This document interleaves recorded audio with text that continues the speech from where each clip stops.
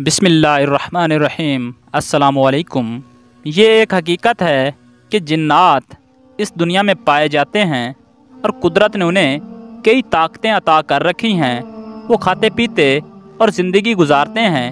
कुल्लु नफ्सिन ज़ाइक़तुल मौत के मुताबिक मौत का जायका भी चखते हैं। अब सवाल ये पैदा होता है कि आखिर जिन्नात को मौत आती कैसे है? क्या इनकी रूहें भी इंसानों की तरह कब्ज़ की जाती हैं? इस हवाले से इस्लामी रिवायात क्या कहती हैं? कुरान मजीद फुरकान हमीद सूरतुर रहमान में इरशाद रबानी है कि जो कुछ ज़मीन में है सब को फ़ना होना है, सिर्फ़ आपके परवरदिगार की ज़ात बाकी रहेगी जो कि अज़मत वाला और इज़्ज़त वाला है। इस आयत मुबारका से ये बात तो मालूम होती है कि हर जानदार को मौत का जायका चखना है। जबकि जिन्नात की पैदाइश के मकासद पर बात की जाए तो कुरान मजीद फुरकान हमीद में वाज़ेह तौर पर बयान किया है कि जिन और इंसान अल्लाह ताला ने अपनी इबादत के लिए पैदा किए। चुनांचे इरशाद बारी ताला होता है, और मैंने जिन्नात और इंसानों को सिर्फ इसलिए पैदा किया कि वो मेरी बंदगी अख्तियार करें। जब जिन्नों के लिए इबादत का हुक्म है तो उनको भी तौर तरीके सिखाए गए होंगे, क्योंकि वो एक अलग मखलूक हैं। लिहाजा कुरान मजीद फुरकान हमीद में एक पूरी सूरा जिन के नाम से है, जिसमें एक जगह इरशाद होता है कि जिन्नात की एक जमात ने पूरी दावत को गौर से सुना तो जाकर अपनी कौम से कहने लगे कि बेशक हमने एक अजीब कलाम सुना है जो हदायत की राह दिखाता है, सो हम उस पर ईमान ले आए और अपने रब के साथ किसी और को हरगिज़ शरीक ना ठहराएंगे। मुअज़्ज़ज़ सामीन, कुरान मजीद फुरकान हमीद ने एक जगह जिन्नों को मरने के बाद उठाने की तरफ मुतवज्जा किया है, जिससे उनकी भी मौत और हयात का सबूत मिलता है।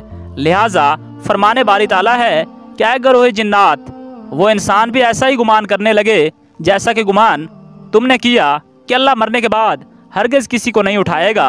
अल्लाह ने इस ज़मीन के लिए 4 फरिश्तों को ये ज़िम्मेदारी दी है कि वो अल्लाह की मखलूक की रूह कब्ज़ करें। पहला फरिश्ता हज़रत इज़राइल अलैहिस्सलाम, जिन्हें अल्लाह ताला ने यह ज़िम्मेदारी दी है कि वो इंसानों की रूह कब्ज़ करें। दूसरा फरिश्ता जो कि हज़रत इज़राइल अलैहिस्सलाम के मातहत होता है, उस फरिश्ते की ज़िम्मेदारी है कि वो जिन्नात की रूह कब्ज़ करता है। तीसरे फरिश्ते की ज़िम्मेदारी ये है कि ज़मीन पर मौजूद जानवरों और पानी में रहने वाली मखलूक़ात और कीड़े मकोड़ों की रूह कब्ज़ करता है। ये भी हज़रत इज़राइल अलैहिस्सलाम के मातहत है। और चौथे फरिश्ते को अल्लाह ताला की तरफ से हुक्म है कि वो दरख्तों और पौधों की रूह कब्ज़ करे, और ये भी हज़रत इज़राइल अलैहिस्सलाम के मातहत हैं। एक शख्स ने हज़रत अली रज़ी अल्लाह तआला अन्हु से कहा, या अली, जिन्नात की मौत किस तरह होती है? उसका सवाल सुनकर हज़रत अली रज़ी अल्लाह तआला अन्हु ने फरमाया कि जिन्नात की मौत का सबब इन 3 चीज़ों में पोशीदा है। पहला मट्टी, दूसरा बारिश और तीसरा शहद है।